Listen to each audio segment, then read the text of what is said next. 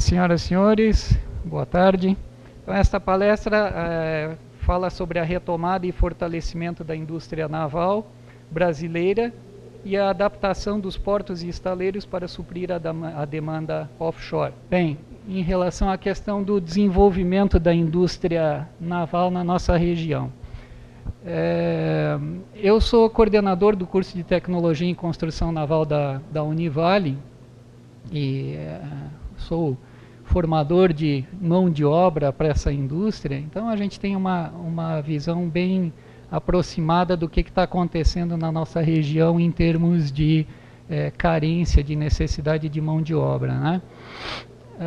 A construção naval ela passou durante muitos anos por um período de estagnação, embora nós tenhamos sido lá pela década de 80, nos anos de 1980, 1970, 1980, nós tenhamos chegado a ser o segundo maior construtor naval do mundo, né? O Brasil chegou a ocupar essa posição de ser a segunda potência na construção naval. Mas aí, infelizmente, em função dos problemas de governo, problemas econômicos que nós tivemos de lá para cá, acabou acontecendo que, gradativamente, a indústria naval brasileira veio perdendo muita força. Na década de 70, 80, a construção naval no Brasil tinha cerca de 40 mil trabalhadores. Quando chegou em 2000, não passavam de 3 mil.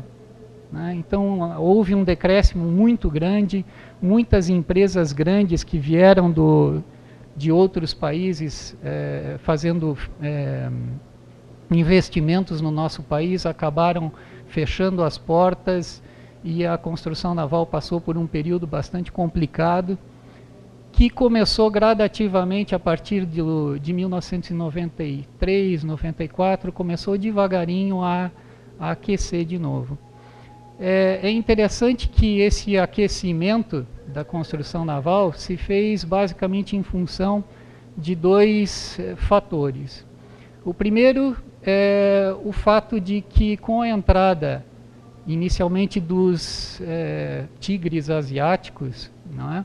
E depois com a entrada da China, da Índia, né, houve um acréscimo muito grande de consumidores, né, no mercado global. Então nós tivemos aí, só a China são 1 bilhão e 300 milhões de habitantes, a Índia tem mais outro bilhão de habitantes, então só aí são 2,3 bilhões de habitantes num universo que era de 6 bilhões. Então, mais ou menos 1/3 da população do planeta passou a participar, então, do mercado comum global. O que aconteceu com isso? Um número muito maior de pessoas passou a consumir, né? Na medida que essas pessoas começaram a consumir, houve a necessidade de se transportar matéria-prima para esses países, né, e de se trazer de lá os produtos acabados. Evidentemente que transporte, né, esse transporte dessas mercadorias não poderia ser feito através de avião, né, e o caminho mais simples, o caminho mais lógico para que isso acontecesse seria mesmo através de navios. Então isso foi um impulso muito grande para a construção naval em todo o mundo. E claro que o Brasil se beneficiou dessa situação também. E o segundo ponto, que foi muito importante para o crescimento, para essa retomada do crescimento da construção naval no país, foi a descoberta desses campos de petróleo no pré-sal, né? Isso já é uma descoberta que aconteceu na década de 90, né, meados da década de 90, mas na época em que isso aconteceu, o petróleo ainda estava num preço muito... o barril do petróleo estava num preço muito baixo, que não compensava extrair aquele petróleo daquelas profundidades e com aquela dificuldade toda que a gente pôde observar nas palestras anteriores, né?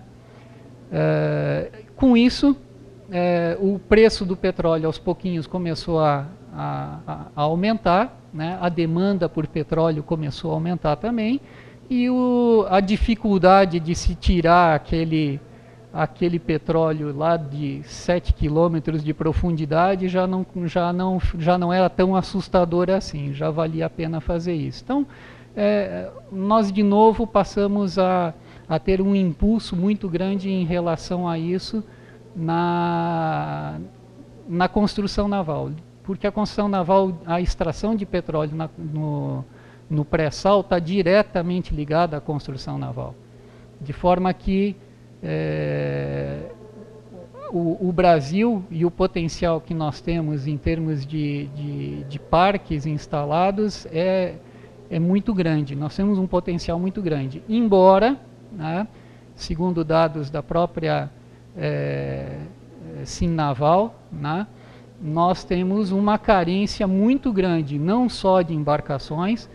Hoje o Brasil tem em torno de 250 embarcações trabalhando na área de extração de petróleo, e precisam ser construídas pelo menos mais 250, né? Isso entre FPSOs, entre navios os nossos navios aqui construídos aqui os supplies, né? Então, isso tudo fez com que a gente retomasse a construção naval no Brasil. Mas a gente tem uma série de problemas, né? Nós temos uma série de dificuldades. A nossa indústria ela não está estruturada, devidamente estruturada, para crescer na velocidade que nós precisamos, né? Agora a gente corre contra o tempo. Então daí surgiram várias iniciativas do próprio governo federal com a instalação do PROMIMP, né, que é um programa que visa facilitar a busca por fornecedores, né? Ele visa fomentar todo o trabalho que deve ser feito em torno da prospecção de petróleo. A gente tem problemas estruturais também com relação à questão de fornecedores, né? Existem algumas regras que determinam que as embarcações brasileiras precisam ter pelo menos 60% dela deve ser nacionalizada, né? Ou seja, que os componentes dessas embarcações sejam nacionais, e nós estamos aprendendo e correndo contra o tempo, né? Temos algumas empresas que já trabalhavam na área, mas de repente elas se viram pressionadas no sentido de tentar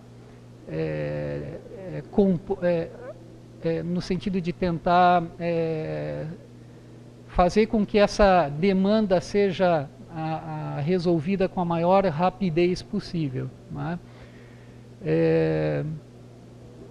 Com relação à questão dos portos, e aí eu acho que entra uma parte interessante que o seu Antônio Aires vai poder nos esclarecer bem. Nós temos também a nossa região aqui de Itajaí, ela tem uma característica interessante, que é o fato de que, ao contrário do que acontece, por exemplo, no Rio de Janeiro, né, o Santos, nos outros grandes centros de construção naval no país, né, esses centros eles constroem embarcações de grande porte, né? São navios containeiros, são navios transportadores de grãos, navios graneleiros e assim por diante. Também constroem navios do tipo navios de apoio à plataforma de petróleo, né?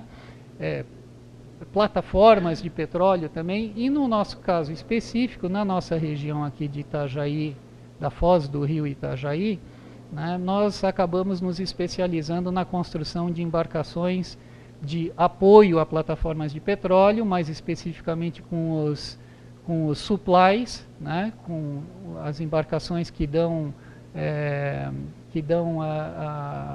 fazem todo o apoio e manutenção das plataformas de petróleo, e também das embarcações de apoio portuário, né, aí onde entra, no nosso caso específico, aqui o estaleiro Detroit, que produz embarcações que são usadas para ajudar a manobra dos navios, são os nossos rebocadores, né?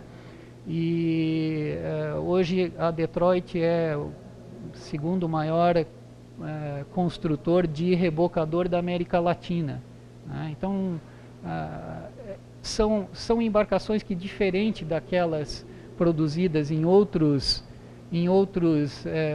regiões do país, são embarcações que têm uma alta tecnologia agregada, né?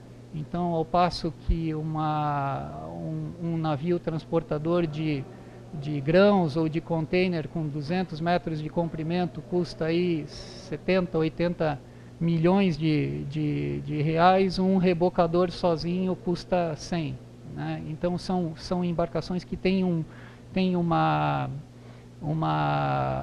tecnologia embarcada muito grande, né? O que nos coloca em uma situação bastante privilegiada em relação às demais regiões do Brasil.